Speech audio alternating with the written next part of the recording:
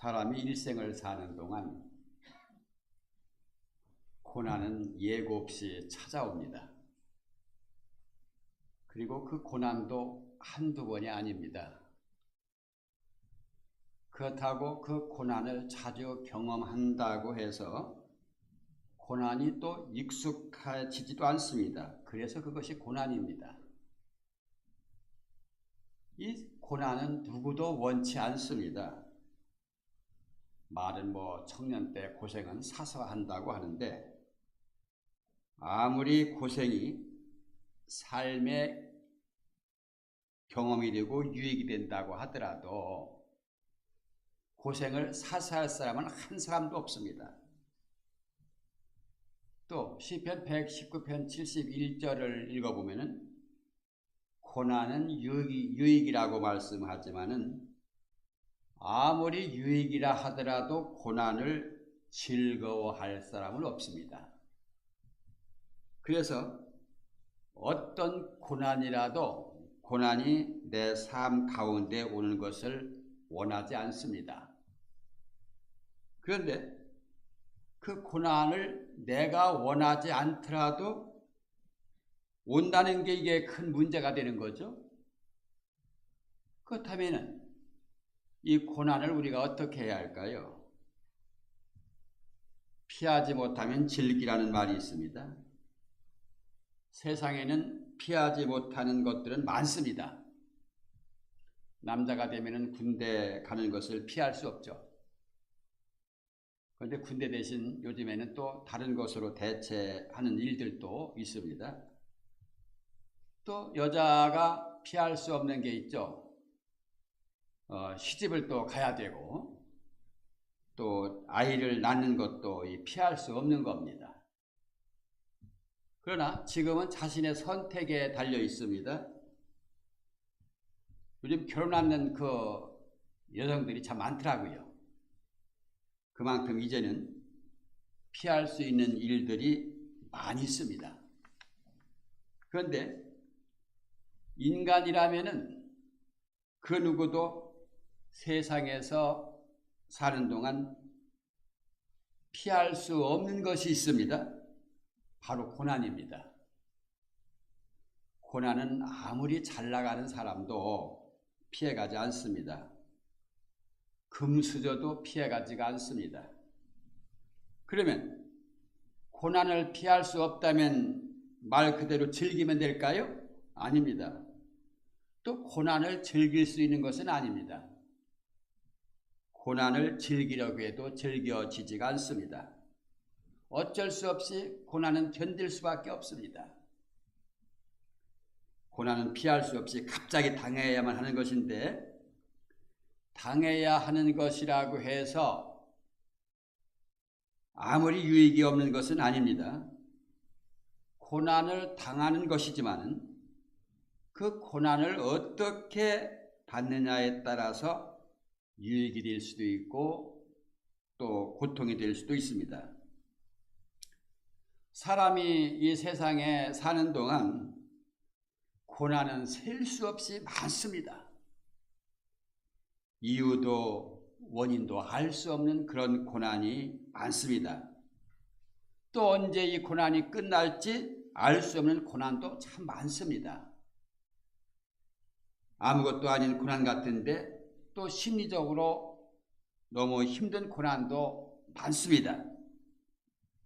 이렇게 많은 고난을 우리가 세분해 보면은 크게 세 가지로 나누어집니다. 고난은 세 종류입니다. 첫째는 우리 사람은 타락한 인간에게 자동으로 오는 고난이 있습니다. 질병이라든지 사고라든지 장애, 죽음 등이 대표적이죠. 다른 고난도 마찬가지지만은 특히 이 고난은 절대 누구도 피해갈 수가 없습니다. 이 고난을 설명을 하려고 해도 세상 사람들에게는 설명이 되지가 않죠. 그리고 그리스도인들에게도 설명이 잘 되지 않을 때가 있습니다. 모든 생명체는 태어나서 살고 또 죽는 생로병사 일정한 패턴을 갖고 있어서 사람들은 당연히 모든 생명은 태어나고 자라고 죽는 것을 자연의 이치로 받아들여서 그렇지 사람이 죽는 것은 자연스러운 것이 아닙니다. 무언가 문제가 있어서 그런 것이지 아무런 문제가 없는데 죽는다? 이것은 자연스러운 것이 아닙니다. 또 무서운 질병으로 고통을 당하는 것도 마찬가지죠. 이것도 죽음만큼이나 부자연스러운 겁니다. 어떤 사람은 평생 질병이 안 걸리고 건강하게 살다 세상을 떠나는데 왜 나는 이런저런 질병에 걸릴까? 그렇기 때문에 질병에 걸리는 것은 이거 역시 또 자연스러운 일은 아닙니다. 사업이 잘 되는데 갑자기 코로나 시대가 열리면서 엄청난 또 재물의 물질의 고난이 있죠. 또 세계 금융 글로벌 위기로 인해 가지고 어려움을 겪고 파산하게 되는 것도 이것도 사실 자연스러운 것이 아닙니다. 이 모든 것은 이 사람의 지혜로 이해가 안 됩니다. 그런데 이런 문제가 생기는 것은 딱 하나입니다. 바로 인간이 범죄하여 타락했기 때문에 인간에게 죄에 대한 벌로 생겨난 겁니다. 이런 게 다. 한마디로 죄값이죠. 그러면 이런 고난은 모든 것이 다 고통만 있을 뿐 인간에게 아무런 의미도 없을까? 그렇지는 않습니다. 이 고난에도 전능자를 깨닫게 하시려는 그런 의미가 있습니다. 인간은 절대 완전하지 않다는 것을 깨닫게 하시려는 또 하나님의 뜻이 있습니다. 인간이 타락하였음에도 아무런 고통 없이 건강하게 살다가 죽으면은 그대로 지옥 갑니다. 그러면 지옥으로 떨어지는 것을 이 땅에 사는 동안 전혀 감지하지 못하다가 죽어서 지옥에 가면은 그것만큼 또 억울하고 고통스러운 것이 어디 있겠습니까?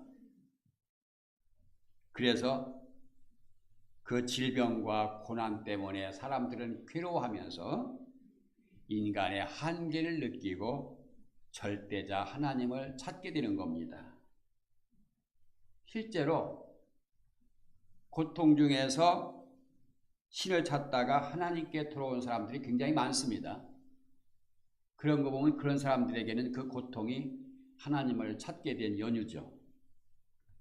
또 하나는 자신이 잘못해서 오는 고난이 있습니다. 첫 번째는 인간이 범죄에서 타락했기 때문에 질병이라든지 죽음이라든지 그런 고통이 있지만은 두 번째는 자신이 잘못해서 오는 고난이 있습니다. 이것은 정확하게는 자신이 잘못한 것에 대한 징벌적인 차원에서의 고난. 그래서 사실 이런 고난은 고난이라고 할 수가 없죠. 자신이 잘못한 결과이기 때문에. 가령 주식에 많은 돈을 투자했다가 주가가 떨어지는 그런 경우입니다. 여윳돈이 아니라 대출까지 받아서 투자를 했는데 그 투자한 회사의 재무제표가 좋지 않고 회사 경영이 안 좋거나 세계적으로 경제가 불황이어서 주가가 한없이 떨어져 버리면은 정말 감당하기 어렵습니다. 반토막이 나면은. 그렇다 하더라도 이런 어려움은 고난이 아니라 자신이 선택한 그런 결과예요. 또 잘 다니던 직장을 그만두고 사업을 한다고 해서 대출받고 지인에게 빌리기도 하고 해서 시작했는데 살도 안 들어가면 이것도 큰 어려움을 겪게 됩니다. 이거 역시 본인이 잘못 선택한 결과입니다. 그러니까 이런 거는 고난이라고 볼 수가 없는 겁니다. 왜? 자신이 잘못 선택했기 때문에. 또는 배우자를 잘못 선택해서 힘든 결혼 생활하는 것도 자신의 선택에 대한 결과이지 이것도 역시 고난이라고 할 수가 없습니다. 하지만은 이런저런 경우에는 기도를 해야 되겠죠. 기도하면 또 그 어려운 고난 가운데서도 하나님께서 지혜를 주셔서 해결해 나갈 수 있는 방법을 찾게 해 주십니다. 그리고 세 번째는 고난은 또 하나님께서 우리를 단련시키기 위해서 주시는 고난이 있습니다. 고난을 통해서 하나님만 바라보고 하나님만 의지하도록 하시기 위한 거죠. 사람은요, 이런 고통이 없으면 상당히 교만해집니다. 모든 것이 자기 자신이 잘나서 똑똑해서 잘 되는 줄로 생각합니다.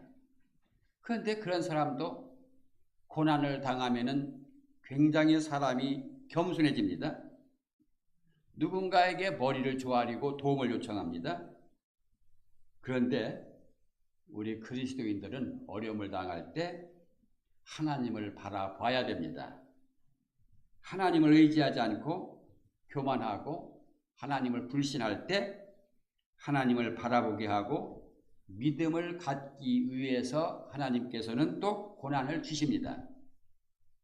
성경적으로 그런 예가 이스라엘 백성들이 당한 고난입니다. 물론 이스라엘 백성들도 이런 그 광야의 고난도 하나님을 불신하고 원망한 죄 때문에 받게 된 고난이었죠. 그렇기 때문에 광야 40년 동안은 불신에 대한 징벌이라고 우리가 얘기해야 됩니다. 그게 맞습니다. 그래서 하나님께서는 단순히 이스라엘 백성들을 벌하시는 그 차원을 넘어서 고난을 통해서 그들이 깨닫게 하시려는 그런 기회로 삼으셨던 겁니다. 그래서 신명기 8장 우리가 2절을 읽어보면은 이는 너를 낮추시며 너를 시험하사 내 마음이 어떠한지 그 명령을 지키는지 않는지 알려 하심이라. 그리고 아브라함의 고난도 있습니다. 100세에 얻은 아들 독자 이삭을 모리아 땅에 가서 번제로 드리라고 하는 이 말씀은 한마디로 청천벽력과 같은 그런 엄청난 고난입니다. 하지만 이 아브라함은 이 청천벽력과 같은 이 고난을 믿음으로 온전히 순종해서 이겨 나갔던 겁니다.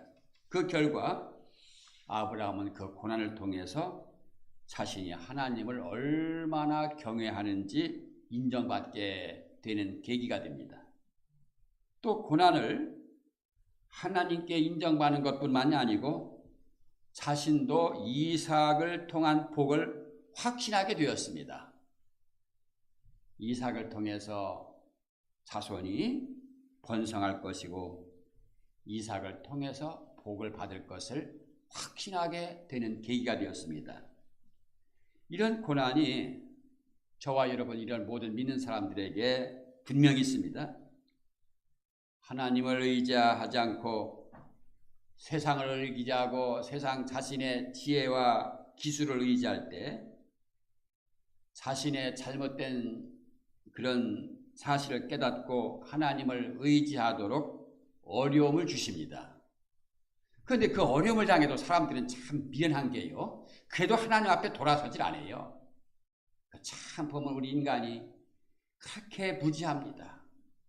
하나님께서는 내 방법대로 내 생각대로 아무리 해봐라 돌아오나. 그래서 고난을 통해서 우리를 낮추시기도 하고 깨닫게도 해주시는데 그래도 깨달을 줄 몰라요. 그게 사람은 아주 짐승만도 못합니다. 그럴 때 보면은.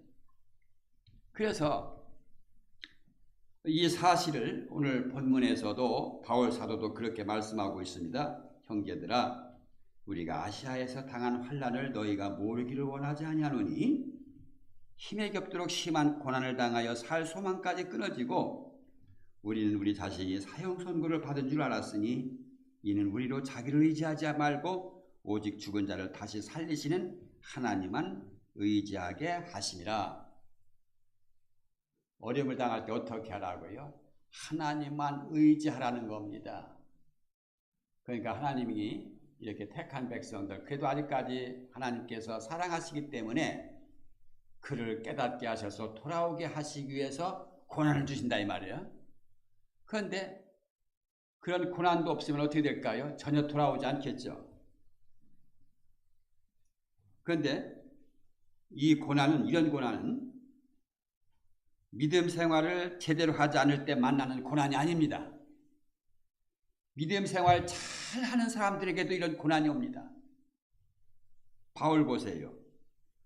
얼마나 주를 향해서 얼마나 사랑과 복음 전도에 열심이었습니까? 바울 따라갈 사람 있겠습니까? 살 소망이 끊어질 정도로 고난을 받은 이유가 뭡니까? 성경에 보니까 우리로 자기를 의지하지 말고 오직 죽은 자를 다시 살리시는 하나님만 의지하게 하심이라. 하나님만 의지하게 하심이라 그겁니다. 또 믿음 생활 제대로 하는 성도가 당하는 고난은 또 다른 의미도 있습니다. 이건 뭐냐? 그런 고난이 있다 하더라도 그리스도의 사랑에서 끊을 수 없다는 것을 알게 하시는 그런 의미가 있습니다.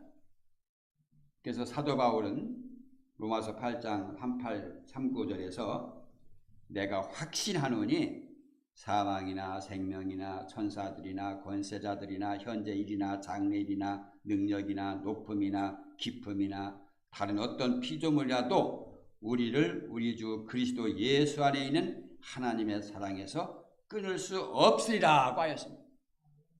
어떤 고난도 우리를 하나님의 사랑에서 끊을 수 없다는 겁니다. 이것을 실제로 보여준 사람이 사도 바울이에요. 그는 옥에 더 많이 갇히기도 더 많이 하고 매도 수없이 맞고 여러 번 죽을 뻔했고 유대인들에게서 40에서 하나 감한 매를 5번 맞고 3번 태장을 맞고 1번 돌로 맞고 3번 배가 파손하고 일주야를 깊은 바다에서 지냈고 여러 번 여행하면서 강의 위험과 강도의 위험과 동족의 위험과 이방인의 위험과 신의 위험과 광야의 위험과 바다의 위험과 이런 엄청난 그 어려움과 위험을 당합니다. 여러 번 굶고 목마르고 자지 못하고 춥고 헐벗었노라. 이렇게 사도 바울이 엄청난 고난을 당했음에도 그를 하나님의 사랑에서 끊어내지 못하였다고 고백합니다. 또 구약에서도 이 사도 바울처럼 고난당한 사람이 있죠. 누구죠? 구약에서 엄청난 고난을 당한 사람 욥이죠. 욥은 하나님께 직접 그 사람은 온전하고 정직하여 하나님을 경외하며 악에서 떠난 자들아, 그렇게 하나님께서 욥을 인정을 해준 사람이에요. 그런데 그런 욥이 하루아침에 인간이 만날 수 없는 그런 온갖 고난을 다 당합니다. 하루아침에 가축을 잃고 종들이 죽임을 당하고 이 고난이 소식을 채 듣기도 전에 태풍이 불어가지고 집이 와르르 무너져가지고 자녀들이 한꺼번에 다 죽고 여기서가 끝이 아닙니다. 욥 자신의 몸에 피부병이 생겨가지고 뼈와 살까지 통증이 와서 기와로 그 살을 득득 긁어대는 그런 정도까지입니다. 정말 욥도 어려운, 정말 감당하기 어려운 고난을 당합니다. 그럼에도 욥은 이 모든 일에 범죄하지 않고 하나님을 향하여 원망하지 아니하였다고 말하고 있습니다. 2장 3절 하반절에서 하나님은 욥에게 고난을 주는 사탄에게 이렇게 말씀합니다. 네가 나를 충동하여 까닭없이 그를 치게 하였어도 그가 여전히 자기의 온전함을 굳게 지켰느니라. 하나님께서 욥기서를 통해 가지고 이렇게 욥의 온전함을 하나님을 향하여 범죄하지 않음을 하나님은 지금 강조하고 있는 겁니다. 그렇다면 하나님께서 왜 사탄에게 이 말씀을 강조하면서 말씀하셨을까? 이런 고난에도 하나님께서 그의 믿음을 붙잡아 주시고 욥은 그 하나님을 붙잡고 하나님을 부인하지 않고 하나님의 자녀로 굳게 세워주셨다는 것을 보여주고 있는 겁니다. 그러니 성도 여러분, 어떤 어려움도 여러분들의 믿음을 흔들 수가 없습니다. 어떤 고난에도 여러분의 구원을 흔들지 못합니다. 그러니 고난 속에서도 하나님의 자녀됨을 늘 감사하면서 찬양하시기를 바랍니다. 어려움을 당할 때 원망하지 말고 하나님을 바라보시면서 하나님을 의지하면서 시험을 이겨나가시는 우리 동북의 온 성도들이 되시기를 축복합니다. 기도드립니다. 하나님 아버지, 우리가